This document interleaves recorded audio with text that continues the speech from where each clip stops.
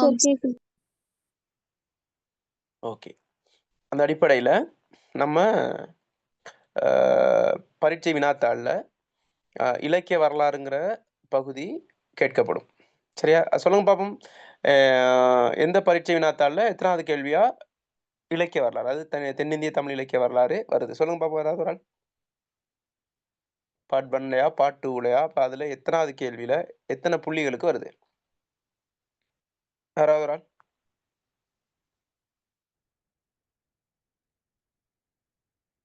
பேசுங்க.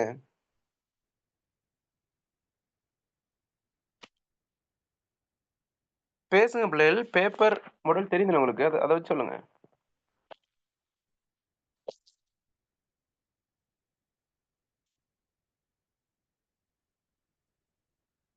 பிள்ளைகள் யாருக்கும் தெரியாதா?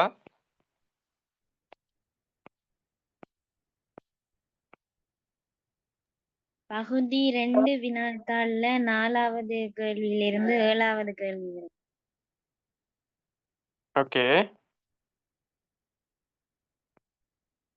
15 புள்ளிகளுக்கு வருது சார் ஒரு கேள்வி. கட்டாய வினாவா அல்லது விருப்பத்துக்குரியதா?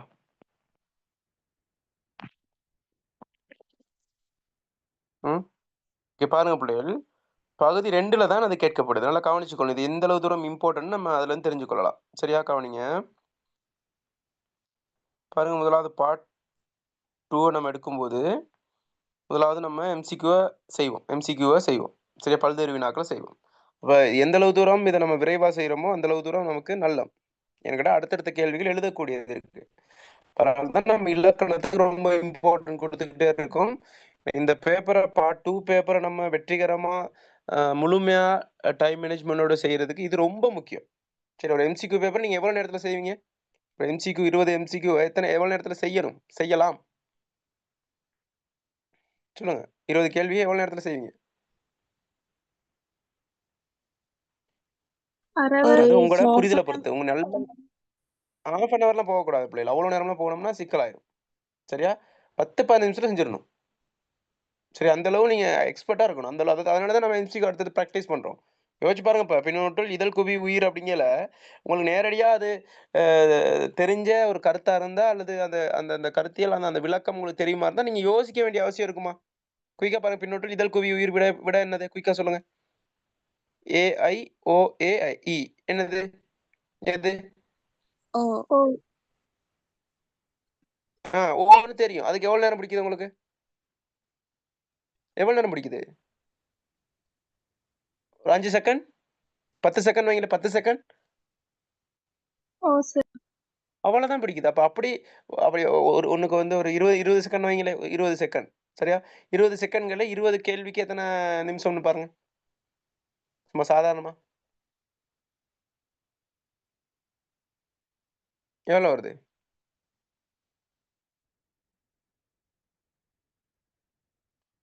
4 நிமிஷமா?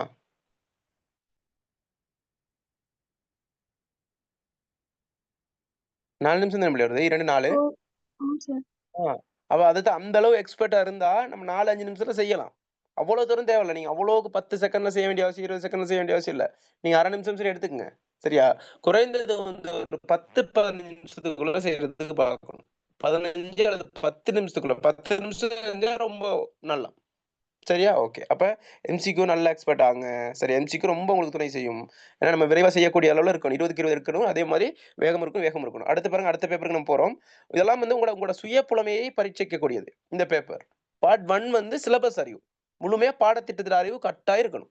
பாடத்திட்டத்தின் அறிவு இல்லாட்டி கஷ்டம். ஆனா இதுல பிள்ளைகள் உங்களுக்கு சுய புலமை, உங்களோட சாதாரண இயல் திறமை ஓஎல் நாலேஜ் வச்சு நீங்க நிறைய மார்க்ஸ் ஸ்கோர் பண்ண முடியும். சரியா? அதுல ஒண்ணுதான் என்னது? சுருக்கம். சரி, நம்ம படிப்போம். சுருக்கமா படிப்போம். சரியா? நான் அடுத்து செமினாரும் நடக்கும். அதெல்லாம் வாங்க. அது ஸ்பெஷலாவே செய்வோம். சரியா? ஓகே. அப்ப அது சுருக்கம். சரியா? சுருக்கத்துக்கு 13 புள்ளிகள். அடுத்து இதெல்லாம் சின்ன பிள்ளைகள செய்றது தானே. சில ஸ்காலர்ஷிப்ல தான் பழகுனது தானே. ஒரு பந்திய குடுத்து கீழ கேள்வி கேட்பாங்க. எத்தனை புள்ளிகள்? 12. அப்ப மொத்தமே 25 மார்க்ஸ் 2க்கும். எதுக்கு? சுருக்கத்துக்கும் கிரகியத்துக்கும் 25 மார்க்ஸ். 13 12. இதெல்லாம் என்ன என்ன செய்யணும்? நல்லா பிராக்டிஸ் பண்ணி முழுமையா புள்ளி எடுத்துடணும் இதெல்லாம். இதெல்லாம் விடவே கூடாது. சரி, அதே போல அடுத்து கட்டுரை வருது. கட்டுரைக்கு எத்தனை புள்ளிகள்? 25 புள்ளிகள். அப்ப பொதுவான தலைப்பு ஒன்று தெரிவு செஞ்சு நீங்க 25 புள்ளிகள் எடுத்துருவீங்க. இப்ப 25, 20 50 புள்ளிகள். சரி, அப்ப இன்னும் எவ்வளவு இருக்கு? இன்னும் எத்தனை புள்ளிகள் நமக்கு வேணும்?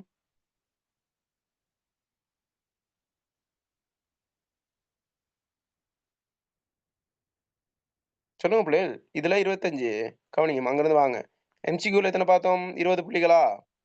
எம்சிக்யூ 20 புள்ளிகள். அடுத்து இதுல எத்தனை புள்ளிகள் மொத்தம் இங்கிட்டு சுருக்கத்துல இருந்து? சுருக்கம் இதுல 15 எத்தனை? 25. சுருக்கமும் கிரயத்தலுக்கும் 25. அதனால என்னது? கட்டுரைக்கு 25. அப்ப 25, 50, 70. இன்னும் எவ்வளவு நமக்கு தேவை? 30. 100க்கு மேல 30 புள்ளிகள் தான் தேவை. அப்ப 30 புள்ளிகள்ங்கும்போது புள்ளிகள் நல்லா கவனிச்சுக்கொள்ளுங்க. இதுல 2 கேள்வி செஞ்சா சரி. சரியா? அப்ப 2 கேள்வி செஞ்சா சரி தானே? எத்தனை கேள்வி இருக்கு மொத்தம்? பாருங்க 1, 2, 3, 4, 5 ம். கொஞ்சம் 8 வினாவாரே சார்.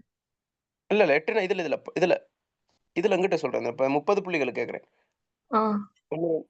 பாருங்க 1, 2, 3, 4, 5 கேள்வி இருக்குண்ணா. 4, 5, 6, 7, 8. சரி, 5 கேள்வி இருக்கா? ஓ சார். 5ல நீங்க எத்தனை எத்தனை செய்ய போறீங்க? 5ல எத்தனை செய்யணும்? 30 புள்ளிகளுக்கு 2 செஞ்சா போதும். அப்ப நீங்க எப்படி இது வந்து சாய்ஸ் தானே பிள்ளைகள். எத வேணுமாலும் செய்யலாம் தானே நீங்க.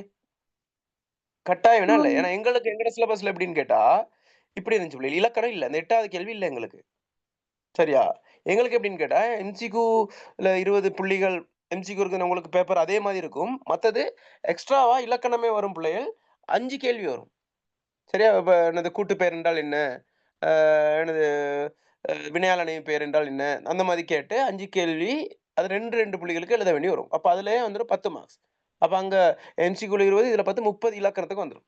உங்களுக்கு இலக்கணத்தோட சார்ந்த எத்தனை புள்ளிகள் அப்படின்னு கேட்டா, அங்க எம்சிக்யூல 20 இங்க 15 35 புள்ளிகள். சரி, எக்ஸ்ட்ராவா உங்கள 5 புள்ளிகள் கூட்டியிருக்காங்க. ஏன்னா, அப்ப நீங்க என்ன செய்யணும்னு கேட்டா, இதுல நீங்க தான் முடிவெடுக்கணும் என்ன செய்ய போறீங்க அப்படின்ட்டு. அப்ப நீங்க கட்டாயமா இலக்கணத்த செஞ்சே ஆகணும் தானே பிள்ளைகள். இலக்கணத்த கண்டிப்பா செஞ்சே ஆகணும் தானே. அங்க கட்டாய வினா இருக்குது தானே அங்க எம்சிக்யூல. எம்சிக்யூ 20 நீங்க எடுக்கிறதா இருந்தா 20க்கு 20 நீங்க ட்ரை பண்ணியே ஆகணும். அப்ப 20க்கு 20 எடுத்துட்டீங்கன்னா, இலக்கணம் உங்களுக்கு சின்ன மேட்டரா போயிரும் தானே, சின்ன விஷயமா போயிரும் தானே. அப்ப உங்களுக்கு அப்படி செய்யக்கூடிய ஒருவனால இந்த 8வது வினாவ செய்ய முடியுமா? செய்ய இயலாதா? ஏலும் செய்ய முடியுமா? இயலும். அப்ப ஏலும். வெறுமனே இலக்கண அறிவு மட்டும் இருந்தா இந்த 8வது வினாவ செஞ்சிடலுமா? மொழி அறிவும். ஆ மொழி அறிவு இருக்கணும். அதுதான் நம்ம இடையில இடையில கதைக்கிறது, வைக்கிறது எல்லாமே இதுதான் மொழி அறிவு. அப்ப உங்களுக்கு வாசிப்பு ரொம்ப முக்கியம் இதுல. அது செஞ்சிருவீங்க பெரும்பாலும். சரியா? சம்டைம் உங்களுக்கு மொழி அறிவுல ஏதோ உங்களுக்கு சிக்கல் அப்டின்னா, நீங்க என்ன செய்யணும் அப்டின்னு கேட்டா, இத செய்ய முடியலன்னு வைங்களேன், சொல்ல இயலாது அது. செய்யலாம், செய்யாம என்னது சிக்கல் அது அந்த பேப்பர பொறுத்து. உங்களோட அந்த வர பேப்பர பொறுத்து, உங்களோட திறமைய பொறுத்து அத நீங்க அந்த டைம்ல டிசைட் பண்ணுவீங்க. இங்க இருந்தே நம்ம இத தான் செய்யணும்னு நம்ம போக இயலாது. இப்ப சம்டைம் நமக்கு வந்து இந்த இந்த கேள்விய சாய்ஸ் பண்றான்னு போனவனுக்கு வந்து ஈஸி. ஒரு கேள்வி இங்க 8வது வினா செஞ்சுடுறான். ஓகே. இன்னும் எத்தன கேள்வி சாய்ஸ் பண்ணணும்? ஒன்றே 1 தான் சாய்ஸ் பண்ணணும். அப்ப அதுல எத்தன இருக்கு? எத்தனைல 1 சாய்ஸ் பண்ணணும்? 4ல 1 தான் சாய்ஸ் பண்ணணும். அப்ப பெரும்பாலும் 4வது கேள்விய தான் சாய்ஸ் பண்ணுவோம். ஏன்னா முதலாவது சங்க காலத்தோட சம்மந்தப்பட்டது தான் வரும். அல்லது சங்கமறிவு காலத்து சம்மந்தம் சங்க காலம், சங்கமறிவு காலம், பல்லவர் காலம். அடுத்து சோழர் காலம், நாயக்கர் காலம், ஐரோப்பியர் காலம். அது அப்படிதான் பிரிஞ்சு தான் வரும். முதலாவது கேள்வி பெரும்பாலும் சங்க காலம், சங்கமறிவு பல்லவர் காலத்தோட சம்மந்தப்பட்டு வரும். சரியா? சங்க காலம் மட்டும் வரலாம், அல்லது கலந்து வரலாம், அல்லது பல்லவர் காலம் மட்டும் வரலாம். அப்படி இருக்கு. சரியா? அப்ப உங்களுக்கு வரப்பிரசாதம் என்னன்னு கேட்டா பிள்ளைகள், உங்களுக்கு இந்த இலக்கண கேள்விய நீங்க முழுமையா செஞ்சு முடிச்சுட்டீங்கன்னா, உங்களுக்கு ஒரே ஒரு கேள்வி தான் இருக்கு. அதுல இன்னொரு கேள்வி அல்ல 1வது கேள்வி அல்லது 2வது கேள்வி செஞ்சீங்கன்னா முடிஞ்சுச்சு. இப்ப இலக்கண கேள்வி செய்யாட்டி என்ன செய்யணும்னு கேட்டா, நீங்க என்ன செய்யணும்? ஒன்று என்னது தென்னிந்திய இலக்கிய வரலாறு 2யும் செய்ய வேண்டி வந்துரும். சரி, அல்லது ஈழத்து இலக்கிய வரலாறு 2யும் செய்ய அது மட்டும். ஈழத்து இலக்கிய வரலாறு மட்டும் செய்யக்கூடிய நிலைமையும் உங்களுக்கு வரும். ஏன்னா, நீங்க தென்னிந்திய இலக்கிய வரலாறு சாய்ஸ் பண்ணாட்டி இது 2யும் செய்யலாம். அல்லது அதுல 1, இதுல 1 செய்யலாம். இதுல தென்னிந்திய இலக்கிய வரலாறு ஒரு கேள்வி செஞ்சுட்டு, ஈழத்து இலக்கிய வரலாறு 1 செய்யணும். அப்ப நமக்கு எப்படி பேப்பர் வரப்போகுது, உங்களுக்கு எது இலகுவா வரப்போகுதுன்னு நம்ம டிசைட் பண்ணல தானே அது அந்த பேப்பர் வந்தோனே தெரியும். அப்ப நம்ம என்ன செய்யணும்? எதுக்கு தயாராயிட்டு போணும்? இலக்கணத்துக்கு தயாராயிட்டு போணுமா? அல்லது இலக்கிய இலக்கிய வரலாறு தயாராயிட்டு போணுமா? எதுக்கு தயாராயிட்டு போகணும்? சொல்லுங்க பாப்போம். 2க்கும் தானே. எல்லாத்துக்கும் தயாராயிட்டு போணும். சரியா? எது வந்தாலும் என்னால செய்ய முடியுங்கிற அளவுக்கு போனா தான் பிள்ளைகள் என்னது நம்ம ஸ்கோர் பண்ண முடியும். இது வந்தா தான் செய்வேன்ட்டு நம்ம போயிட்டு அது வரலன்னு என்ன ஆகும்னு கேட்டா சிக்கலாயிரும். அதனால நம்ம என்ன செய்யணும், இலக்கிய வரலாறு நல்லாவே படிங்க. வந்தது, வரல அதெல்லாம் விடுங்க. அத கடைசியில பார்த்துக்கொள்ளுவோம். இப்பதான் சாய்ஸ் கேட்டுக்கிட்டு இருக்காங்க. சாய்ஸ் எல்லாம் நான் கொடுக்க மாட்டேன். அதெல்லாம் என்னது? அது பிழை. அது ஒரு தவறான வழிகாட்டல். நீங்க எல்லாத்தையும் படிங்க. எல்லாத்தையும் படிச்சு முடிச்சுட்டு, கடைசியில இத கொஞ்சம் நல்லா தயாராயிட்டு நல்லோன்ட்டு போனா அது வேற விஷயம். ஆனா இப்பவுமே சாய்ஸ் பண்ணி படிக்கிறது பிழை. ஆனா நீங்க எல்லாத்தையும் படிங்க பிள்ளைகள். வந்தது, வராதெல்லாம் பார்க்காதீங்க. நான் நாலேட்ஜ்க்கு மாதிரி படிங்க. எக்ஸாம்க்குன்னு படிச்சீங்கன்னா கஷ்டம். நம்ம சங்க காலத்து அறிவு எடுத்துக்கொள்ளணும். சங்கமறிவு காலத்து அறிவு, நூல்கள் எல்லாத்தையும் நம்ம அறிவு எடுத்துக்கொள்ளணும். பல்லவர் காலத்து அறிவு எடுத்துக்கொள்ளணும்ன்ட்டு தனித்தனியா நீங்க அறிவு எடுக்கிறதுக்கு படிச்சீங்கன்னா, அது உங்களுக்கு பாடமா விளங்காது. என்னது அது ஒரு படம் மாதிரி இருக்கும் உங்களுக்கு. அது ஒரு ஒரு ஒரு காட்சியா உங்களுக்கு விளங்கும். எது வந்தாலும் உங்களுக்கு செய்யக்கூடியதா இருக்கும். சரி எனக்கு சங்க காலம் மட்டும் தான் பிடிக்கும். எனக்கு சங்க காலம் வந்தா தான் செய்வேன்னா அப்படி போகாதீங்க. சரியா? எல்லாமே ஈஸி தான். நம்ம கொடுக்குற அந்த இன்ட்ரெஸ்ட்ட பொறுத்து அது மாறுபடும். சரி கொஞ்சம் இப்ப நாயக்கர் காலம் கஷ்டம்பாங்க. நல்லா நல்லா ஆழமா படிக்கும்போது அது அது மாரி ஈஸி எதுவுமே இல்ல. சோழர் காலம் கஷ்டம்பாங்க. அத இன்னும் கொஞ்சம் ஆழமா விளங்கி படிக்கும்போது, எல்லா பாடமும், எல்லா காலமும் அந்தந்த விஷயங்கள தான் சொல்லும். அத புரிஞ்சு படிச்சோம்னா சரி. விளங்குதா? அப்ப நம்ம என்ன செய்ய போறோம்னு கேட்டா, இன்னைக்கு இலக்கிய வரலாறுங்கிற மிகப்பெரிய பரப்ப நம்ம பார்க்க போறோம். அதுலயும் அடிப்படை விஷயத்த தான் பார்க்க போறோம். சரியா? தென்னிந்திய இலக்கிய வரலாறுங்கிறது ஒரு பெரிய ஒரு பரப்பு புள்ளைகள். அது நம்ம ஏஐல பொறுத்தவரைக்கும், அது ஒரு சாதாரண ஒரு சின்ன ஒரு அறிமுகம் தான் உங்களுக்கு கொடுக்கப்பட்டிருக்கு. இலக்கணத்துல உங்களுக்கு சின்ன ஒரு அறிமுகம் கொடுக்கப்பட்டிருக்கோ, அதே போல என்னது ம் இலக்கியத்துல, அதாவது இலக்கிய வரலாறுலயும் அறிமுகம் தான் கொடுக்கப்பட்டிருக்கு. அதனால ரொம்ப கஷ்டப்பட வேண்டிய அவசியம் இல்ல. சில சில விஷயங்கள் நம்ம இது பண்ணிட்டா சரி. சரியா? ஓகே. அப்ப நம்ம என்ன செய்ய போறோம் அப்படின்னு கேட்டா, இப்ப நம்ம எல்லா காலத்தையும் படிக்கணும். உங்களுக்கு செமினார்ல ஸ்பெஷலாவும் செய்வேன். உங்களுக்கு இந்த சிலபஸும் போய் கொண்டிருக்கும். அப்ப உங்களுக்கு 2யும் நீங்க கவர் பண்ணிருவீங்க. சரியா? ஓகே. அப்ப நம்ம ஸ்டார்ட் பண்ணுவோமா பிள்ளைகள் சங்ககாலம்? Okay okay sir. Sir. Okay, okay. அப்ப சங்க காலத்துல என்னென்ன கேள்விகள் வந்திருக்குங்கிறத கொஞ்சம் பார்த்துட்டு போவோம். சரியா? சங்க காலத்துல இவ்வளவு காலம் எப்படி கேள்வி கேட்டிருக்காங்க? சரியா? படிக்க முன்னுக்கு நம்ம முதல்ல பரீட்சையில எப்படி வினா கேட்கறாங்கங்கிற ஒரு ஒரு அடிப்படை விளங்கிட்டு போயிட்டோம்னா ஈஸியா இருக்கும். படிக்கும்போது இது கேள்விக்கு வரக்கூடியது நமக்கு கெஸ் பண்ணக்கூடியதா இருக்கும். ஓகே பாருங்க பிள்ளைகள்.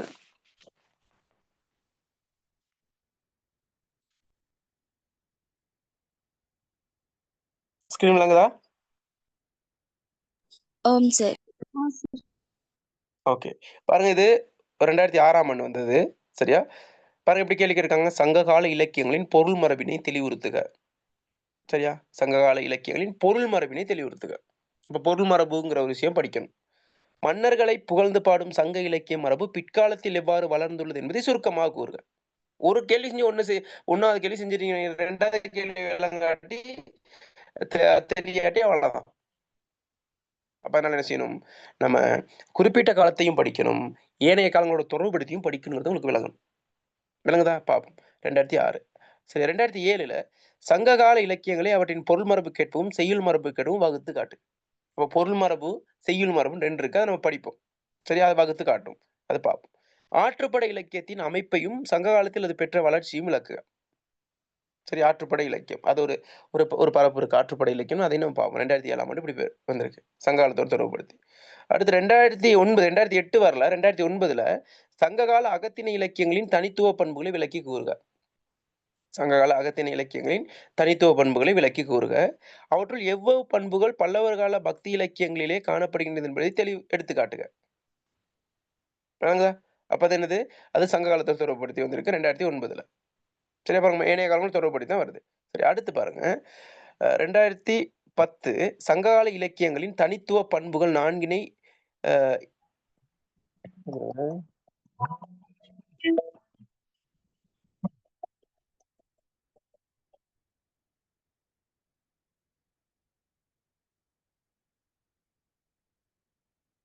கொஞ்சம் இருங்க பிள்ளைகள் ஒரு நிமிஷம்.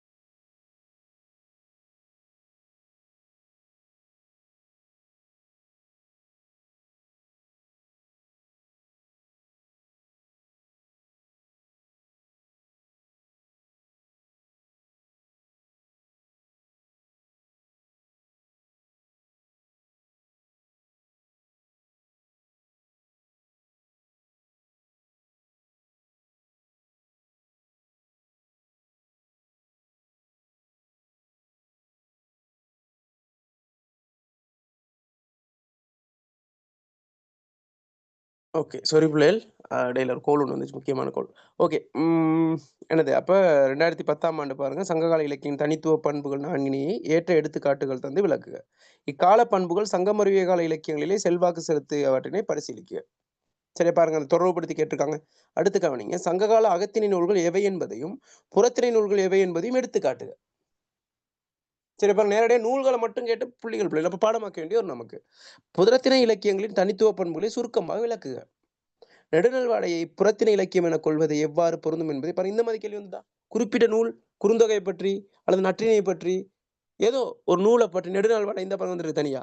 அப்படி நீங்க என்ன செய்யணும், தனித்தனியாகவும் படிக்கணும். குறிப்பிட்ட நூலை பற்றி நல்லா விரிவா படிக்கணும். ஏன்னா அது 5 புள்ளிகள் 6 புள்ளிகளுக்கு எழுத வேண்டி வரும்.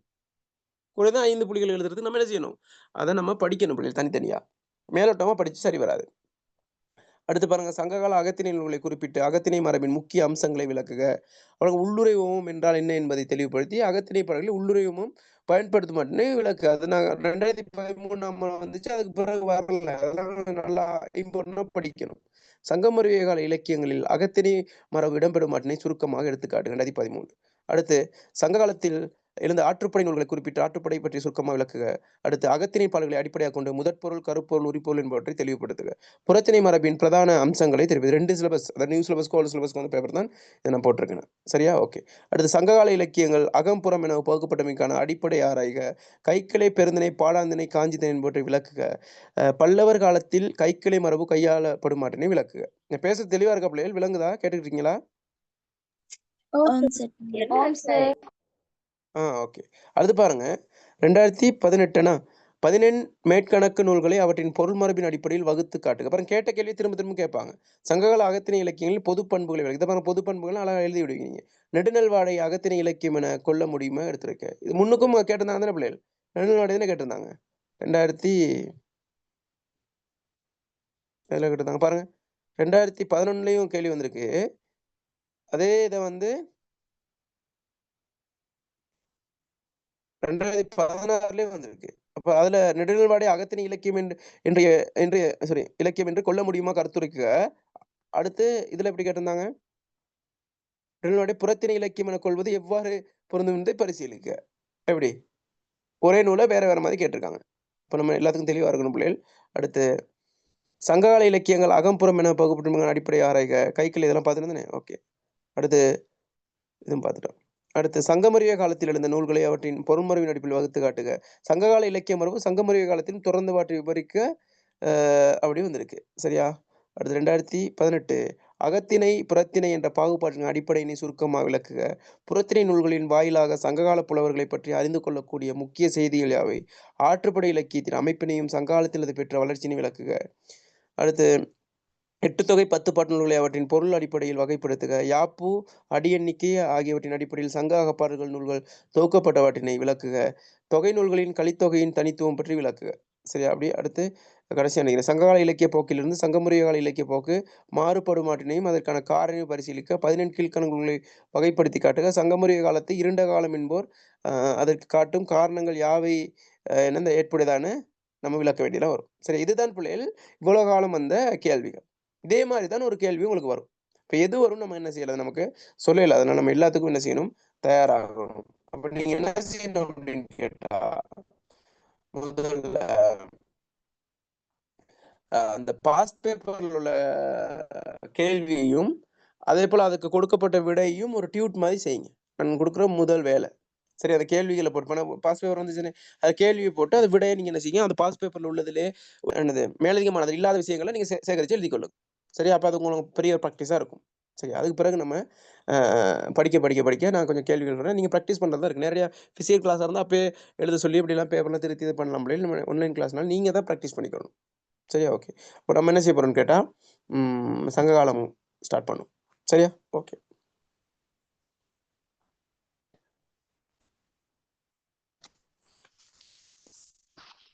உங்களுக்கு இந்த சங்ககாலம் படி செமினார் செய்யும்போது டியூட் தருவேன், தனியாக இருக்குது. சரியா? இந்த இலக்கிய வரலாறு படிக்கும்போது தனியாக டியூட் இருக்குது, அதில் தருவேன்.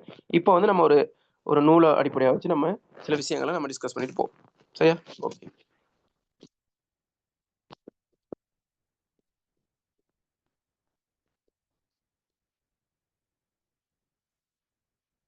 ஓகே, சரிங்களா? ஓ சார். ஓகே, இப்ப நம்ம ஒரு தெளிவு இருக்கணும் பிள்ளைகள். இந்த என்னது தென்னிந்திய தமிழ் இலக்கிய வரலாறு, சரியா? இப்ப வரலாறு ஏன் படிக்கணும்? எதற்கு படிக்கணும்? ஏன் நம்ம தமிழ் இலக்கிய வரலாறு படிக்கணும்? யாராவது சொல்லுங்க பாப்போம். என்ன காரணம்? தமிழ் படிக்கக்கூடிய மாணவர்களுக்கு வரலாறும் கொடுத்திருக்காங்க. தமிழ் இலக்கியம் எப்படி வளர்ச்சி அடைஞ்சுச்சு அப்படின்ட்டு. என்னதுக்காக அதை படிக்கணும்?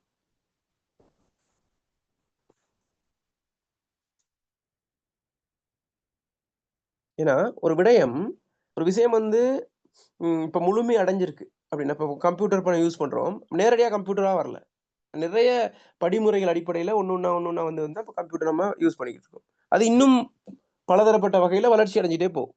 அப்ப ஒன்றின் முடிவு வந்து இப்ப இருக்கிற முடிவு அது ஆரம்பமா இருக்கு. அத படிப்படியா உங்களுக்கு குறிப்பிட்ட வயசுனா நீங்க நேரடியா ஏஐல வந்து உட்காரலாம். ஆண்டு 1 இருந்து தான் வந்தோம். அப்ப ஒரு படிமுறை இருக்கு. எனவே இப்ப நம்ம படிக்கக்கூடிய இந்த நவீன இலக்கியம் நேரடியா வந்தது இல்ல. அது படிப்படியா கொஞ்சம் கொஞ்சமா பெரிய கால அடிப்படையில பெரிய காலம் எடுத்து எடுத்து மெல்ல நடைபயின்று தான் வந்திருக்கு. அப்ப நம்ம அது எப்படி வந்துச்சு? இப்ப மொழி வந்து எப்படி வளர்ச்சி அடைஞ்சுச்சு? ஆரம்ப காலகட்ட மொழி எப்படி இருந்துச்சு? அதுல இருந்து எப்படி அப்படிங்கிறத நம்ம பார்க்கணும். எனவே மொழி வளர்ச்சி அடையுது. அதோட சேர்ந்து அந்த மொழி வளர்ச்சியை தீர்மானிக்கக்கூடிய காரணிகள் என்ன? மொழி வளர்ச்சியை தீர்மானிக்கக்கூடிய சமூக காரணி என்ன? மொழி வளர்ச்சியை தீர்மானிக்கக்கூடிய பொருளாதார காரணி என்ன? முக்கியமாக மொழி வளர்ச்சியை தீர்மானிக்கக்கூடிய அரசியல் காரணி என்ன? அங்குள்ள இலக்கியவாதிகளோட பங்களிப்பு, அந்த காலப்பகுதியில் வாழ்ந்த மக்களின் மனநிலை, அவர்கள் தமிழுக்கு கொடுத்த உத்வேகம், உறுதுணை, அங்கு வாழ்ந்த புலவர்களோட நிலைமை, அவர்கள் இலக்கியத்துக்கு ஆற்றிய பங்கு, அங்கு காலப்பகுதியில் எழுந்த நூல்கள், அந்த நூல்கள் எழுவதற்கான காரணம், அந்த அந்த காலத்தில் இருந்த ஆட்சியாளர்கள் அந்த இலக்கியத்துக்கோ அல்லது அந்த புலவர்களுக்கோ செய்த நன்மைகள் அல்லது தீமைகள் எல்லாமே வந்து செல்வாக்கு செலுத்தும். சரியா? எனவே ஒரு குறிப்பிட்ட காலத்துல தமிழ் மொழி அல்லது இலக்கியம் நல்ல வளர்ச்சி அடைஞ்ச கட்டமா இருந்திருக்கும். குறிப்பிட்ட காலத்துல ஒரு இருண்ட அல்லது ஒரு தொய்ந்த நிலைக்கு போயிருக்கும். திரும்ப திடீர்னு வளர்ச்சி அடைஞ்சிருக்கும், குறைஞ்சிருக்கும். அப்படியே என்னது? அது மேடு பள்ளம் இருந்து கொண்டே இருந்திருக்கும். அதுக்கு பல்வேறுபட்ட காரணிகள் இருக்கும். இருந்தாலும் கூட இலக்கியம் ஏதோ ஒரு வகையில் நின்று விடாமல் வளர்ச்சி அடைந்து கொண்டே வரும். மொழி வளர்ச்சி அடைவதற்கு இலக்கியம் வளர்ச்சி அடைவது மிக மிக முக்கியம். எனவே மொழியும் இலக்கியமும் மொழி வளர்ச்சி அடைந்தால் தான் இலக்கியம் வளர்ச்சி அடைய முடியும். இலக்கியம் வளர்ச்சி அடைந்தால் தான் என்னது? மொழியும் வளர்ச்சி அடைய முடியும். எனவே இந்த புலவர்கள் நம்ம படிக்கிறோம் எல்லாமே இந்த மொழி வளர்ச்சி அடைவதற்கு அவர்கள் கொடுத்த அந்த பங்களிப்பு தான் மொழியின் வளர்ச்சி. எனவே மொழியின் வளர்ச்சிக்கு இலக்கியங்கள் மிகவும் பெரிதும் என்னது? உறுதுணையாக அமைகின்றது. ஔவையாரா இருக்கலாம், கபிலரா இருக்கலாம், பாரதியார் இருக்கலாம், பாரதிதாசனா இருக்கலாம். எல்லோரும் என்ன செஞ்சிருக்காங்கன்னு கேட்டா, மொழிக்கு அரும்பணி ஆற்றியிருக்கிறார்கள். சுயநலம் இல்லாமல் மொழிக்கு அரும்பணி ஆற்றியிருக்கிறார்கள். அதனால தான் நம்ம மொழியை நம்ம படிச்சு கொண்டிருக்கோம். விளங்குதா? அப்படிப்பட்ட மொழி எங்க இருந்து ஆரம்பமாகுதுங்கும்போது, அதற்கு என்ன சொல்றது? ம் கிடைத்த சான்றாதாரங்களின் அடிப்படையில் நமக்கு கிடைத்த சான்றாதாரங்களின் அடிப்படையில தான் நம்ம பார்க்கிறோம். இப்ப சங்க காலம் தான் துவங்குது. அதாவது சங்க காலம் ஒரு தொங்க காலம். ஆரம்ப காலம் அது. என்ன? அப்ப இங்கிருந்து தான் துவங்குது. ஆனா இதற்கு முன்பே துவங்கி இருக்கலாம். கல் தோன்றி மண் தோன்றி காலத்துக்கு முன் தோன்றி மூத்த குடி தமிழ்னு சொல்லுவாங்க. அப்ப அப்படிப்பட்ட ஒரு ஒரு ஒரு ஒரு வளர்ச்சி அடைந்த ஒரு மொழிதான் இந்த தொன்ம மொழி தான் தமிழ் மொழி. எனவே கிடைத்த சான்றாதாரங்களின் அடிப்படையில என்ன செய்றாங்கன்னு கேட்டா, சங்க இவங்க தான் உருவாக்குறாங்க. அப்ப அந்த காலம் இருந்தப்போ சங்க காலம்னு பேர் இருந்திருக்காது. சங்க காலங்கிறோம் உண்மைக்கும் அது தமிழ் சொல்லா சங்க காலம்ங்கிறது? இல்ல. ஆனா தனித்தமிழ் நிறைந்த காலம் தான் சங்க காலம். ஆனா அதுக்கு பேர் வச்சிருக்காங்க வடமொழி. சங்கம்ங்கிறது என்னது? வடமொழி சொல். புத்தங் சரணம் கச்சாமி, சங்கம் சரணம் கச்சாமின்னா அந்த சங்கம்ங்கிறது வந்து என்னது? வடமொழி சொல். சரி, அப்ப அது பேர் வச்சது யாரு? எதற்காக அத பேர் வச்சாங்க? சரி, அப்படிங்கிறதெல்லாம் நம்ம என்ன செய்ய போறோம்னா, அக்குவேர் அணிவேரா பார்த்துட்டு போறோம். அப்போ உங்களுக்கு அது ஈஸி ஆயிரும். ஒரு பெரிய சுமையா தெரியாது. சரி, அப்ப இதுவும் ஈஸியா இலக்கணம் ஈஸி ஆயிட்டு, உங்களோட தனிப்புலமையும் சுருக்கம், கிரகித்தல் எல்லாம் தெளிவாயிருச்சுன்னா, முழுமையா புள்ளிகள எடுத்துறலாம். பயப்பட வேண்டிய அவசியமே இல்ல. அந்த நம்பிக்கைக்கான வகுப்பு தான் இந்த வகுப்பு. சரியா? ஓகே. அந்த அடிப்படையில பிள்ளைகள், இப்ப நம்ம இலக்கிய வரலாறு படிக்கும்போது, காலத்தின் அடிப்படையில பார்க்கிறோம். சரியா? காலம் அது என்னது? நூற்றாண்டு அடிப்படையில. சரியா? காலத்தின் அடிப்படையில பார்க்கிறோம். அதே போல ஆட்சியாளர்கள் அரசியல் நிலை அடிப்படையில யார் அங்க ஆட்சியில இருந்தாங்க அந்த ரீதியில பார்க்கிறோம்.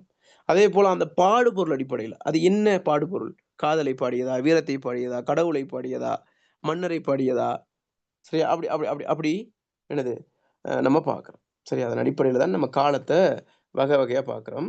அதன் அடிப்படையில இங்க பாருங்க பிள்ளைகள், கால அடைவின் அடிப்படையில தமிழ் இலக்கிய வரலாற்று காலப்பகுதிகள் என்னது கிறிஸ்துவுக்கு பின் முதல் 3 நூற்றாண்டுகள்னு நம்ம சொல்றோம். ஆனா சில பேர் 1ஆம் நூற்றாண்டு தொடக்கம் 3ஆம் நூற்றாண்டுகள் அது கொஞ்சம் சில ஒரு சிக்கல் ஒன்று இருக்கு. சரியா? கிறிஸ்துவுக்கு முன் 3ஆம் நூற்றாண்டிலிருந்து கிறிஸ்துவுக்கு பின் முதலாம் அப்படிலாம் கொஞ்சம் சிக்கல் ஒன்று இருக்கு. அது தனியா வரையறுக்கிறது. அதனால கிறிஸ்துவுக்கு பின் முதல் 3 நூற்றாண்டுகள்ங்கிறது வரையறுக்கிறது கொஞ்சம் என்னது கொஞ்சம் அதுல கொஞ்சம் பரவாயில்ல அப்படிங்கிற மாதிரி இருக்கு. அப்ப நீங்க 1ஆம் நூற்றாண்டு தொடக்கம் 3ஆம் நூற்றாண்டு சொல்லாம கிறிஸ்துவுக்கு பின் முதல் 3 நூற்றாண்டுகள்னு சொன்னா சரி. சரி அதுலயும் சில சர்ச்சைகள் இருக்கு. சரி அந்த கால வரையறையே சொல்றதுல. அடுத்து சங்கமறிவு காலம், அடுத்து பல்லவர் காலம், சரியா? சோழர் காலம், நாயக்கர் காலம், ஐரோப்பியர் காலம், 20ஆம் நூற்றாண்டுன்னு கால அடிப்படையில அப்படி இப்படியே மெல்ல மெல்ல மெல்ல மெல்ல வளர்ச்சி அடைஞ்சிட்டு போகுது. சங்கமறிவு காலம் கிறிஸ்துவுக்கு பின் 4 முதல் 6ஆம் நூற்றாண்டின் இறுதி வரையுள்ள காலம். 12ஆம் நூற்றாண்டின் இறுதி வரையுள்ள காலம். அடுத்து சோழர் காலம் கிறிஸ்துவுக்கு பின் 9ஆம் நூற்றாண்டின் பிற்பகுதி தொடக்கம் 14ஆம் நூற்றாண்டின் இறுதி வரையுள்ள காலம். இதெல்லாம் கேட்க மாட்டேன். இதெல்லாம் எழுத வேண்டிய அவசியம்லாம் இல்லை, ஒரு அறிவுக்காக. நாயக்கர் காலம் கிறிஸ்துவுக்கு பின் 14ஆம் நூற்றாண்டின் பிற்பகுதி தொடக்கம் 17ஆம் நூற்றாண்டின் இறுதி வரையுள்ள காலம்.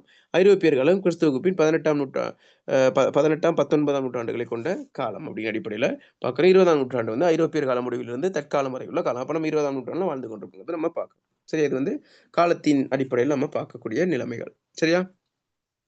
எனவே இலக்கிய வரலாறு என்ற துறை முதலாக கல்வி பொதுத்தராதர உயர்தர வகுப்பிலே அறிமுகமாவதால் அடிப்படை இலக்கிய வரலாற்று நிலைமைகள் இந்த அடிப்படை அதான் சொன்னேன், பேசிக்கை தான் நீங்க படிக்க போறீங்க, பயப்பட வேண்டிய அவசியம் இல்லை. சரி சுருக்கமா தான் பார்க்க போறோம். அதன் அடிப்படையில இந்த நம்ம பார்த்த பாஸ் பேப்பர்ல இந்த இதுக்குள்ளதான் உங்களுக்கு கேள்வி வரும். இப்ப நீங்க இதான் தெளிவாகிக்கணும். பாருங்க, ஒவ்வொரு காலப்பகுதியிலும் எழுந்த நூல்களை வகைப்படுத்தி அப்ப என்ன செய்யணும், ஒவ்வொரு காலப்பகுதியும் படிப்பீங்க. சங்ககாலம், சங்கமறிவு காலம், பல்லவர் காலம் அப்படின்னு படிக்கும்போது அந்த குறிப்பிட்ட காலத்தில் உள்ள நூல்கள் எல்லாத்தையும் தண்ணி மாதிரி படமாக்கணும். எப்படி தண்ணி மாதிரி இருக்கணும். சரியா? சங்ககாலம்னா என்னது, 8 தொகை 10 பாட்டு. சரி 8 தொகை நூல்கள் என்ன, யாராவது படமாக்கி இருந்தா சொல்லுங்க, படமாக்கி இருக்கணும் சொல்லுங்க பாப்போம். 8 தொகை நூல்களை சொல்லுங்க அப்படியே. அகநானூறு, புறநானூறு, நற்றிணை, ஐங்குறுநூறு, பதிற்று பத்து, பரிபாடல் சொல்லுங்க பாப்போம். குயிக்கா சொல்லுங்க யாராவது. படமாக்கிறீங்களா பிள்ளைகள்? யாராவது பாடமாக்கிறீங்களா இல்லையா? பாடமாக்கணும் பிள்ளைகள். கேட்டோன்னு சொல்ற அளவுக்கு இன்னும் நீங்க படிச்சிருக்கணும். அந்த அளவு ப்ராக்டிஸ்ல இருக்கணும். படிச்சு கொடுத்தாதான் படிக்கணும். இதுல வந்து உங்களோட சுய கற்றல் ரொம்ப முக்கியம். சார் சரி அப்ப அந்த ஒவ்வொரு காலப்பகுதியில் உள்ள நூல்களையும் நீங்க என்ன செய்யணும், சொல்லுங்க சொல்லுங்க சார் கவரேஜ் இல்ல சார். பேசுங்க. சார் ஸ்ட்ரக் ஆகுது, கேக்குது இல்ல என்ன பேசுறது? இல்ல ஓ எப்பல இருந்து முதல்ல இருந்தா இப்ப சார் இப்ப பேசுறது? இப்ப நான் பேசிக்கிட்டு இருக்கு இல்லைங்கடா? இப்போ ஓகே. எந்த டைம்ல ஸ்டக் ஆனிச்சு, என்ன பேசிக்கிட்டு சார் இருக்கும்போது? நீங்க என்ன கேட்ட சார்? அது கடைசியா நான் என்ன சொன்னேன் உங்களுக்கு விளங்குனது சொல்லுங்க. ஸ்டக் ஆக முன்னுக்கு ஒன்னும் கேட்கல சார். இப்ப பேசுறது விளங்கலையா? இப்போ ஓகே. இல்ல கடைசியா என்ன பேசுனேன் உங்களுக்கு கேட்டது மட்டும் சொல்லுங்க, கேட்ட வரைக்கும் ஸ்டக் ஆகுறது முன்னுக்கு. 8 தொகை 10 பாட்டுன்னு சொன்னதுக்கு பிறகு கேட்கல. 8 தொகை 10 பாட்டு நூல்கள் பாடமாக்கியிருந்தா சொல்லுங்கன்னு சொன்னேன். கடற்கரை பாடமாக்கணும்னு சொன்னேன். ஒவ்வொரு இலக்கியத்தை நூல்களையும் பாடமாக்கணும், ஒவ்வொரு காலப்பகுதியில் உள்ள நூல்களை. அப்ப அப்படி பாடமாக்கணும் சொல்லுங்கன்னு சொல்றேன். சொல்லவா சார்? 8 தொகை சொல்லுங்க கடற்கரை. குறுந்தொகை, நற்றிணை, ஐங்குறுநூறு, கலித்தொகை, பதிற்று பத்து, பரிபாடல், நற்றிணை, குறுந்தொகை, ஐங்குறுநூறு, பதிற்று பத்து பரிபாடல். அந்த அந்த அந்த தெளிவு நம்ம என்ன செய்யணும், பாடமாக்கிருப்போம், நம்ம மறந்துடுவோம். மறந்தா போயிடுச்சு, அவ்வளவுதான். ஒரு 2 நூல்கள் போட்டீங்கன்னா மார்க்ஸ் குறைஞ்சிருந்தனால கடகடன்னு நீங்க என்ன செய்யணும், அது ஓர்டர் ஞாபகம் வச்சுக்கொள்ளுங்க. சரி, அப்ப பாருங்க, இதுல இருக்கும் கொஞ்சம் அப்படிங்க. நம்ம டெக்னிக்கலா சொல்லி தரோம் எப்படி பாடமாக்கணும்ட்டு. கொஞ்சம் வரேன். இங்க பாருங்க, அகநானூறு பாருங்க, இதுல 8 இருக்கான்னு பாருங்க. திணை நூல்கள்ல 1 2 இல்ல 2 கலந்துருக்கு. 8 தொகை 10 பாட்டு. கொஞ்சம் வெயிட், கொஞ்சம் அப்படிங்க. இல்ல சொல்லுங்க, சொல்லுங்க, நான் நோட் பண்றேன். சும்மா டெக்னிக் சொல்லுங்களேன். 8 தொகை நூல்கள்ல 8 தொகை நூல்கள் சொல்லுங்க, எல்லாம் சேர்த்து சொல்லுங்க, நான் நோட் பண்றேன். நற்றிணை, நற்றிணை, நற்றிணை, குறுந்தொகை, அகநானூறு, குறுந்தொகை, அகநானூறு, புறநானூறு, ம் கலித்தொகை, ம் ஆஹ் குர்- மற்றது ஐங்குறுநூறு, ஐங்குறுநூறு, 10 பரிபாடல். 10 பரிபாடல். 8 வந்துருச்சா? ஓ சார். இப்ப நம்ம என்ன செய்யணும் கேட்டா, அந்த ஒரு ஸ்லாங், ஒரு ஒரு ஒரு சந்தேகத்தை நீங்க கொண்டு வரணும். அகநானூறு, புறநானூறு ஒரு ஒரு ரைமிங்கா இருக்குதுனே. அகநானூறு, புறநானூறு, நற்றிணை, குறுந்தொகை. சரியா? அகநானூறு, புறநானூறு, நற்றிணை, குறுந்தொகை, ஐங்குறுநூறு. பாருங்க, அகநானூறு, புறநானூறு, நற்றிணை, குறுந்தொகை. அப்ப அகநானூறு, புறநானூறு 100 வருது. அது நற்றிணை, குறுந்தொகை இடையில 100 வரல, ஐங்குறுநூறு. அப்ப அகநானூறு, புறநானூறு, நற்றிணை, குறுந்தொகை, ஐங்குறுநூறு, கலித்தொகை 10 பரிபாடல். பாருங்க, அகநானூறு, புறநானூறு, நற்றிணை, குறுந்தொகை, ஐங்குறுநூறு, கலித்தொகை 10 பரிபாடல். அப்படி பாடமாக்கி பாருங்களேன், கடகன்னு வந்துரும். நம்ம கலந்து இது பண்ணோம்னா மைண்டுக்கு வராது. அப்ப அந்த ஒரு தொடர்பு இருக்கணும். அகநானூறு, புறநானூறு, நற்றிணை, குறுந்தொகை, ஐங்குறுநூறு, கலித்தொகை 10 பரிபாடல். சொல்லுங்க பாப்போம், அந்த ஆர்டர்ல சொல்லுங்க. அகநானூறு, புறநானூறு, நற்றிணை, குறுந்தொகை, நற்றிணை, கலித்தொகை, 10 பரிபாடல். அது உங்களுக்கு எது, உங்களுக்கு இதோ நான் பேசுறது தெளிவா இருக்குதானே? கொஞ்சம் கொஞ்சம் ஸ்டக் ஆகுது சார். பேசுறது தெளிவா இருக்குதானே? ஸ்டக் ஆகுது. கவரேஜ் பெருசா இல்ல சார், பரவாயில்ல. ஆனா கேக்குது. ஒரு நிமிஷம்.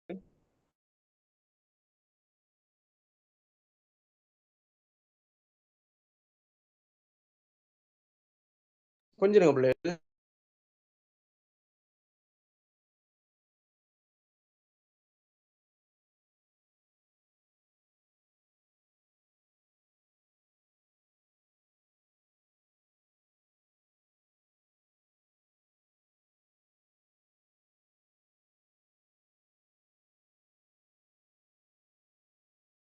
ஓகே, இப்ப விளங்குதா பிள்ளை? ஓ சார். தெளிவா இருக்குதானே? ஓ சாரி பிள்ளைகள், இந்த கிளைமேட் தான் பிரச்சனை. ஓகே, இப்ப பிரச்சனை இல்லை தானே? இப்ப நான் பேசுறது தெளிவா இருக்குதானே? ஓ சார், தெளிவு. ஓகே. அப்ப சொல்லுங்க பாப்பா, இப்ப ஓடுற சொல்லுங்க. நான் அகநானூறு, புறநானூறு, நற்றிணை, குறுந்தொகை, ஐங்குறுநூறு, கலித்தொகை 10 பரிபாடல். சரியா? ஒரு ஆள் சொல்லுங்க, வேற ஒரு ஆள் சொல்லுங்க, வேற ஆள் சொல்லுங்க, அந்த ஓடுற சொல்லுங்க. அகநானூறு, புறநானூறு, நற்றிணை, குறுந்தொகை, ஐங்குறுநூறு, கலித்தொகை 10 பரிபாடல். அப்ப அது ஞாபகம் இருக்குதானே? கசக்குன்னு சொல்லலாம் தானே? அது அந்த மாதிரி எல்லாத்தையும் பாடமாக்கு.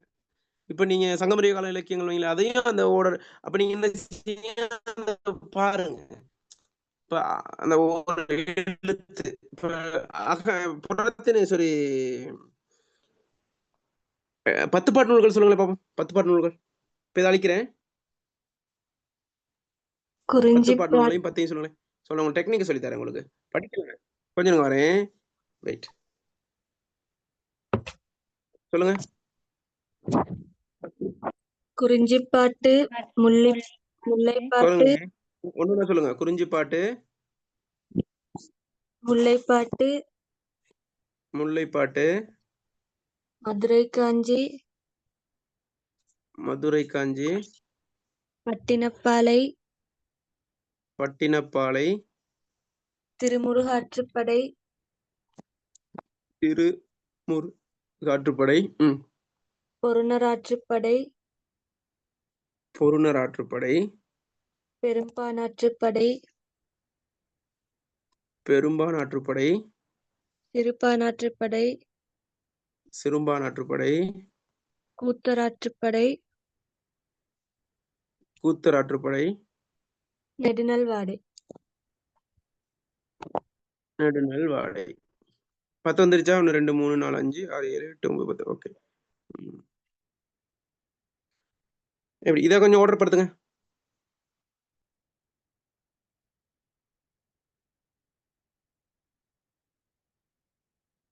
இப்ப இந்த ஆற்றுப்படை இருக்குது, அதை தனியா வகைப்படுத்த வேணாம். என்ன ஆற்றுப்படை இருக்கு? சிறுபான் ஆற்றுப்படை, பெரும்பான் ஆற்றுப்படை, கூத்தர் ஆற்றுப்படைனா திருமுருக ஆற்றுப்படை. சொல்லுங்க.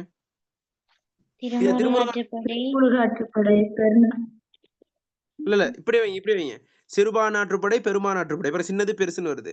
சரியா? அடுத்து பொருணர் ஆற்றுப்படை, சிறுபான் ஆற்றுப்படை, பெருமான் ஆற்றுப்படை, பொருணர் ஆற்றுப்படை, கூத்தர் ஆற்றுப்படை, திருமுருக ஆற்றுப்படை, கூத்தர் ஆற்றுப்படை, திருமுருக ஆற்றுப்படை. இதுதான் சரி. பெருமான் ஆற்றுப்படை, பொருணர் ஆற்றுப்படை, இல்ல சிறுபான் ஆற்றுப்படை, பெருமான் ஆற்றுப்படை, பொருணர் ஆற்றுப்படை, திருமுருக ஆற்றுப்படை, கூத்தர் ஆற்றுப்படை. சரியா? அப்ப அதை அப்படியே வைங்க. அங்கிட்டு இது அப்படியே வச்சிருவோம். கொஞ்சம் அப்படிங்க. இது அப்படியே ஒரு வகைப்படுத்துவோம். சரியா? ஓகே. அடுத்து குறிஞ்சிப்பாட்டு, முல்லைப்பாட்டு, மதுரை காஞ்சி, பட்டினப்பாலை, நெடுநல்வாடை. சரி, அப்ப குறிஞ்சிப்பாட்டு, முல்லைப்பாட்டு, அது ஒரு ரைமிங். குறிஞ்சிப்பாட்டு, முல்லைப்பாட்டு, மதுரை காஞ்சி, பட்டினப்பாலை, நெடுநல்வாடை. குறிஞ்சிப்பாட்டு, முல்லைப்பாட்டு, மதுரை காஞ்சி, நெடுநல்வாடை, பட்டினப்பாலை. அப்படி பாருங்க. குறிஞ்சிப்பாட்டு, முல்லைப்பாட்டு, மதுரை காஞ்சி, நெடுநல்வாடை, பட்டினப்பாலை. குறிஞ்சிப்பாட்டு, முல்லைப்பாட்டு, மதுரை காஞ்சி, நெடுநல்வாடை, பட்டினப்பாலை. சரியா? அது சொல்லுங்க பாப்போம். இதை மட்டும் சொல்லுங்க. குறிஞ்சிப்பாட்டு, முல்லைப்பாட்டு, சொல்லுங்க. அந்த ஆர்டர் சொல்லுங்க. குறிஞ்சிப்பாட்டு, முல்லைப்பாட்டு, மதுரை காஞ்சி, பட்டினப்பாலை. குறிஞ்சிப்பாட்டு, முல்லைப்பாட்டு, மதுரை காஞ்சி, நெடுநல்வாடை, பட்டினப்பாலை. ஒரு ரைமிங்கா வாங்க. குறிஞ்சிப்பாட்டு, முல்லைப்பாட்டு, மதுரை காஞ்சி, நெடுநல்வாடை, பட்டினப்பாலை. சொல்லுங்க. குறிஞ்சிப்பாட்டு, முல்லைப்பாட்டு, மதுரை காஞ்சி, நெடுநல்வாடை, பட்டினப்பாலை. அப்படியே சொல்லிக்கிட்டே வந்து ஞாபகம். குறிஞ்சிப்பாட்டு, முல்லைப்பாட்டு, மதுரை காஞ்சி, நெடுநல்வாடை, பட்டினப்பாலை. சிறுபானாற்றுப்படை, பெரும்பானாற்றுப்படை, பொருணராற்றுப்படை, கூத்தராற்றுப்படை, கலைக்கிறது விளங்குது இல்ல சார். திருமுருக ஆற்றுப்படை. அவ்வளவுதானே? சரிதானே? எல்லாம் ஓம் சார். விளங்கலையா? எல்லாருக்கும் விளங்கலையா? இப்ப விளங்குது சார். விளங்குது சார். அதானே இடையிடையில இதாகுதா? ஓம் சார். ஓகே. கஷ்டமா இருக்கா படிக்கிறது? இல்ல. ஓகே. கொஞ்சம் அட்ஜஸ்ட் பண்ணிக்கொள்ளுங்க இன்னைக்கு மட்டும். இல்லாட்டி நான் காலையில போட்டால் காலையில் நல்லாவே இருக்கு கவரேஜ். ஈவினிங் தான் பிரச்சனை ஆகுது. ஓகே. அப்ப விளங்குதா பிள்ளைகள்? அப்ப இந்த நம்ம ஓடுறா இது பண்ணும்போது இப்போ ஒரு ஆள் சொல்லுங்க, குயிக்கா சொல்லுங்க பாப்போம். குயிக் ஓர்டர் சொல்லுங்க 10.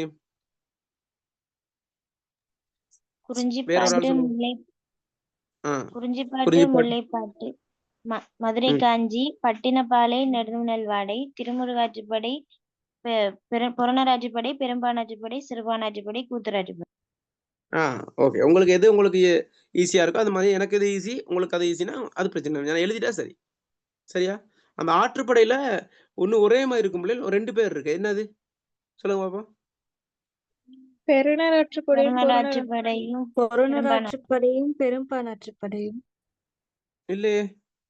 இல்ல நான் கேக்குறேன், அந்த மலைப்படுகடான்னு ஒண்ணு வருதுன்னு. மலைப்படுகடான்ட்டு அது எதுக்கு? கூத்தராற்றுப்படையும் மலைப்படுகடா, அது ரெண்டும் ஒண்ணு தானே? கூத்தராற்றுப்படைக்கு இன்னொரு பேர் மலைப்படுகடா. கொஞ்சம் பேர் என்ன செய்யறதுன்னு கேட்டா சேர்த்து எழுதி வச்சிடுறது. சரியா? உன்னை விட்டுட்டு இப்ப சிறுபானாற்றுப்படையை விட்டுட்டு மலைப்படுகடா, கூத்தராற்றுப்படை அப்படின்னு சேர்த்து எழுதி விட்டுறது. 8 10 வந்துருச்சா சரின்ட்டு. ஆனா ரெண்டும் ஒரு பொருள் தரக்கூடியது. அதை நீங்க இது பண்ணிக்கொள்ளணும். சரியா? ஓகே. இந்த மாதிரி நான் சொன்னேன், சுதாரணத்துக்கு சொன்னேன். இந்த மாதிரி பாடமாக்குங்க. தனியா டைம் ஒதுக்குங்க. அதுக்கு நல்லா டைம் ஒதுக்கி அதை கொஞ்சம் சொல்லி எழுதி பார்த்து பழகிட்டீங்கன்னா சரி. சரியா? அப்ப ஒரு கேள்வி நேரடியா அப்படியே கேக்குது. என்னது? பட்டியல் படுத்துக. நேரடியா இலக்கியங்கள் வகைப்படுத்தி விட்டீங்கன்னா சரி. சரியா? அப்படி இருக்கு பிள்ளைகள். அதை கொஞ்சம் பார்த்தா சரி. ஓகே. அப்ப நூல்களை நீங்க பாடமாக்குவீங்க தானே சார்? அதுல பிரச்சனை இருக்காது. நூல்கள் பாடமாக்கிருங்க எல்லாத்தையும். எல்லா காலத்துக்கும் தனியா. சார், அந்த கூத்தராற்றுப்படை என்ன சொன்னீங்க? மலைப்படுகடா. அப்படின்னு notes வேற தரேன். பேர்கள் கேட்பாங்களா? விளங்கல? கூத்தராற்றுப்படைக்கு இன்னொரு பேரு மலைப்படுகடா. ஓகே. சரியா? ம் ம் ம்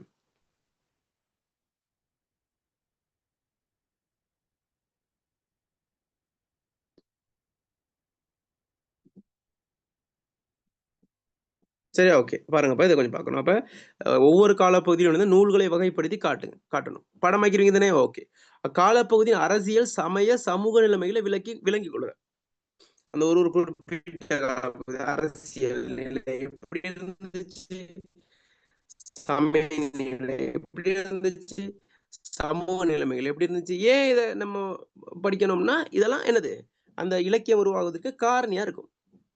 சரியா? சங்க காலத்துல தமிழ் இலக்கியங்கள் வளர்ச்சி அடைகிறதுக்கு முக்கிய அரசியல் காரணி என்ன நினைக்கிறீங்க? முக்கிய அரசியல் காரணி சொல்லுங்க. தனித்தமிழ் இலக்கியங்கள், அதுவும் அதிகமான இலக்கியங்கள், நல்ல சிறந்த இலக்கியங்கள், புலவர்கள்லாம் போற்றப்பட்டாங்க, மதிக்கப்பட்டாங்க.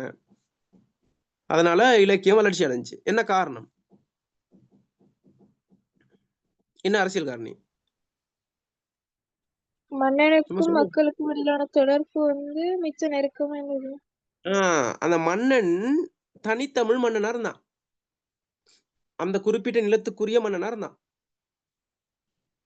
சரி, அந்த குறிப்பிட்ட நிலத்துக்குரிய மன்னன், அந்த நிலத்தை சேர்ந்த மன்னன் அந்த நிலத்தை ஆளும்போது இருக்கின்ற நிலைமையும், அந்த மண்ணில் இன்னொரு நிலத்தை உடையவர்கள் அரசாட்சி செய்வதற்கு வித்தியாசம் இருக்கு. சங்க மருவி காலத்துல ஆட்சி செஞ்சது யாரு? சங்க மருவி காலத்துல யார் ஆட்சி செஞ்சா? களப்பிரர்கள். களப்பிரர்ங்கிற ஒரு இதுதான் இருக்கு. அதை நீங்க பாப்பீங்க. நம்ம சங்க மருவி காலம் படிக்கும்போது நான் படிப்பீங்க. களப்பிரர் ஆட்சி வந்து அந்த குறிப்பிட்ட நிலத்துக்கு உரியவர் அல்ல. அவர்கள் அந்நிய நாட்டவர்கள், வேறு நிலத்துக்குரியவர்கள். எனவே அங்க என்ன செய்யுதுன்னு கேட்டா, அங்க இந்த தனித்தமிழ் நிலைமை மாறுபடுது. ஏன்னா அங்க சமயம் மாறுபடுது, அங்க சாதியம் ஏற்றத்தாழ்வு வருது. ஆனா இங்கு சங்க காலத்துல தனித்தமிழ் மன்னர்கள் ஆட்சி செய்யறாங்க. சேர சோழ பாண்டியர்கள் அப்படிங்கிற அடிப்படையில அங்க ஆட்சி செய்யறாங்க. அங்க என்னது மக்களுக்கும் மன்னனுக்கும் இடையில ஒரு நெருக்கம் இருக்கு. ஏன்னா அந்த மண்ணை சேர்ந்தவர்கள், எனவே அவர்கள் நெருக்கம் இருக்கு. அதே போல மண்ணை நேசிக்கக்கூடியவர்களா இருக்காங்க. தமிழ் மொழி வளர்ச்சி அடைய செய்ய வேண்டும் என்கின்ற ஒரு எதிர்பார்ப்பு அவங்கள்ட்ட இருக்கு. அதனால மொழி வளர்ச்சி அடையுது. சரியா? அதே போல அந்த காலப்பகுதியில் என்னது ஒரு பொற்காலம்னு சொல்றாங்க சங்க காலத்துல. ஏன்னா அந்த காலத்துல வறுமை நிலை இல்ல பெரும்பாலும். செல்வ செழிப்பா இருந்திருக்காங்க. சரியா? காதலும் வீரமும் வந்து பெரிதும் போற்றி பாதுகாக்கப்பட்ட 2 கண்களாக நோக்கப்பட்ட விஷயமா அந்த காதலும் வீரமும் வந்து காணப்படுது. சரியா? அவங்க என்னது லௌகீக வாழ்க்கையிலும் இருக்கிறாங்க. அதே போல வீரம் சார்ந்த நிலைமையிலும் இருக்காங்க. எல்லாமே அவங்க வாழ்க்கைய ஒரு சிறந்த ஒரு வாழ்க்கை வந்து வாழ்வதற்கு தான். இந்த நொடி, இந்த நிகழ்காலம். இந்த நிகழ்காலம் தான் அவங்களுக்கு முக்கியம். எதிர்காலம் அவங்களுக்கு முக்கியம் இல்ல. அப்படிங்கிற அடிப்படையில வாழ்க்கை நல்லா வாழ்ந்திருக்காங்க. மிதமிஞ்சிய அளவு காதல், மிதமிஞ்சிய அளவு போர். அப்ப ஒரு சிறந்த ஒரு வாழ்க்கையை அங்க கொண்டு நடத்திருக்காங்க. அதே போல பெண்கள் வந்து மதிக்கப்பட்டிருக்காங்க அந்த டைம்ல. சரியா? அப்ப உணர்வுகளுக்கு மதிப்பளிக்கப்பட்டிருக்கு. சரியா? அங்க சாதி ஏற்றத்தாழ்வுகள் இல்ல. அங்க உயர்ந்தவர்கள், தாழ்ந்தவர்கள் அந்த கதையே அங்க இல்ல. கடவுள் இருந்துச்சா அங்க? கடவுள் இருந்தா? கடவுள் அல்லது மதம் இருந்துச்சு சார். இருந்துச்சா நிலத்துக்குரிய கடவுள் சங்க காலத்துல? இருந்துச்சு. இயற்கையை தான் வழிபட்டாங்க. அந்த இயற்கையில உள்ள தலைவனை தான் அவங்க கடவுளை வழிபட்டாங்க. முருகன்லாம் வந்து என்னது குறிஞ்சியில தலைவன். சரியா? விளங்குதா உங்களுக்கு? அதைத்தான் நம்ம எதிர்காலத்துல கடவுளா மாத்திட்டோம். வடமொழி காலத்துல சுப்பிரமணியர்னு சொல்றாங்க. விளங்குதா? கடவுள் நிலத்துக்குரிய கடவுள் இல்ல. அது வந்து இல்ல நிலத்துக்குரிய கடவுள்னா, இப்ப நம்ம மத ரீதியா பாக்குறோம் கடவுள். எப்படி சொல்றது? இப்ப வந்து என்ன சொல்றது? இப்ப சிவன்கிறோம், விநாயகருங்கிறோம். அந்த மாதிரி குறிப்பிட்ட மதம் சார்ந்த ஒரு நிலை இல்ல. சரியா? அது வந்து என்னன்னு கேட்டா, அது வந்து அந்த நிலத்துக்குரிய தலைவன் அல்லது அந்த நிலத்துக்குரிய ஒரு இயற்கையா அவங்க என்ன செய்வாங்க? கடவுளா வழிபடுவாங்க. விளங்குதா? அப்ப சக்கரதா பிள்ளைகள் பேசுறது விளங்குதா? ஓ சார். பேசுறது விளங்குதோ? ஓ சார். பேசுறது விளங்குதா? விளங்குது சார். சார் விளங்குது.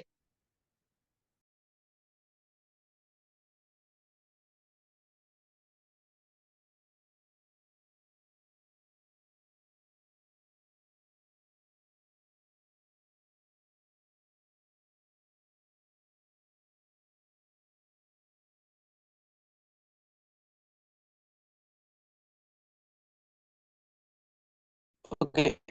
பேசுறது விளங்குதா பிள்ளைகள்? பேசுறது விளங்குதோ? ஓம் சார் விளங்குது. பிள்ளைகள் பேசுறது விளங்குதா இப்ப? சாரி, இங்க காத்தா இருக்கு பிள்ளைகள், மழையா இருக்கு, அதான் கொஞ்சம் பிரச்சனை. வைஃபை வந்து காலேஜ்ல மேல கூரையில காத்துக்கு அడ్డుபடுது. அதனாலதான் பிரச்சனையா இருக்கு. அதனால கொஞ்சம் adjust பண்ணி, ஆனா காலையில இந்த பிரச்சனை இருக்காது. அதான் காலையில கிளாஸ் போட நல்ல எந்த ஒரு பிரச்சனையும் இருக்காது. ஆனா நிறைய பேர் வர மாட்டேங்கிறீங்க. அன்றைக்கெல்லாம் 13 பேர் என்னமோ ரெக்கார்டிங் தான் போட்டுவிட்டேன். அது பிரயோஜனம் இல்லை பிள்ளைகள். அதனால இப்ப பாரு 26 பேர் வரையும் காலையில வர மாட்டேங்குது. அதனாலதான் பிரச்சனையா இருக்கு.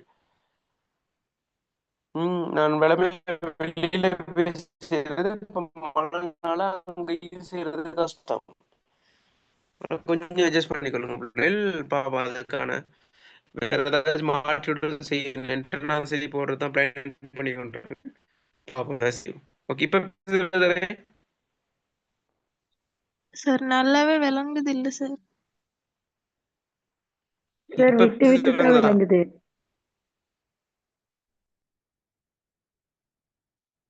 கொஞ்சம் play பண்ணுங்க.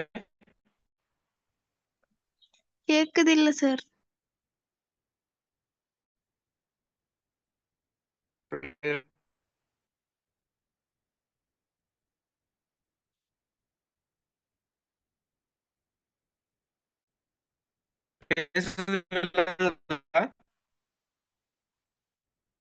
இல்ல சார். ஒன்றுமே கேக்குது இல்ல சார்.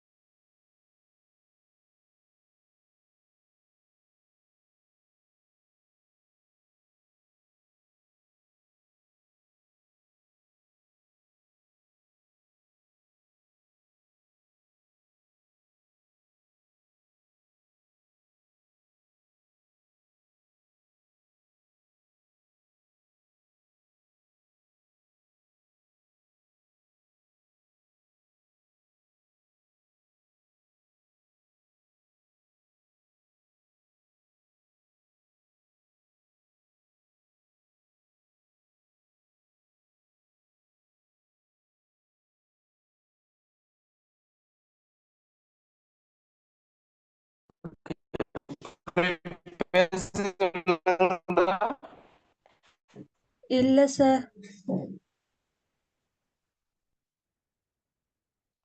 பேசுறது விளங்குதா? இப்போ பேசுறது விளங்குதா பிள்ளைகள்? ஓ சார் ஓகே இப்ப ஓகே பிள்ளைகள், அப்ப நம்ம நாளைக்கு ஸ்டார்ட் பண்ணுவோம் பிள்ளைகள். நாளைக்கு கவரேஜ். Okay, okay sir. நாளைக்கு நம்ம ஒரு 6:30க்கு செய்வோமா? 6:30ல இருந்து ஒரு 8 மணி வரைக்கும். ஒரு 6:30ல இருந்து 8 மணி வரைக்கும் நாளைக்கு செஞ்சா வரையலுமா? நாளைக்கு ஞாயிற்றுக்கிழமை வருதுனே பிள்ளைகள். சார். ஒரு 1:30 மணித்தியாலம் நாளைக்கு செய்யலுமா? உங்களுக்கு வரையலுமா? ஓ சார் 8 மணிக்கு நேர்ல கிளாஸ் உண்டிக்குது. ஓ 6:30ல இருந்து 8 மணி வரைக்கும். இல்ல சார் போறதுக்கு ஒரு அரை ஹவர் வேணும் அங்க. பிசிக்கலா? ஓ சார். சார் நாளைக்கு காலையில எங்களுக்கு சண்டே மாஸ் இருக்கு சார்.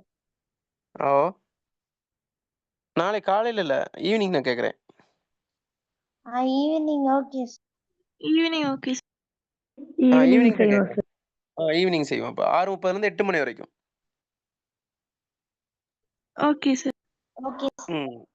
ஓகே. அப்ப ஈவினிங் செய்வோம் நம்ம. அப்ப நான் எல்லாருமே வர பாருங்க. நாளைக்கு கவரேஜ் இஷ்யூ இருக்காது. அதனால நம்ம நாளைக்கு படிப்போம். ஓகே. இன்றைக்கு ஒரு பேசிக்கான விஷயம் நான் உங்களுக்கு சொன்னேன் பிள்ளைகள். ஓரளவு புரிஞ்ச ஏற்கனவே உங்களுக்கு தெரிஞ்ச விஷயமா தான் இருக்கும். ஒரு புரிதல் வந்துருச்சு. அப்ப ஆரம்பிச்சுட்டோம். இனி தொடர்ச்சியா போக தான் இருக்கு. ஒரு தெளிவு ஒண்ணு வந்துருச்சா? ஓம் சார். ஓகே. அப்ப தொடர்ச்சியா நம்ம நாளைக்கு படிப்போம். சரி. ஓகே பிள்ளைகள். நன்றி, வணக்கம். நாளை சந்திப்போம். Thank you sir. Okay, okay.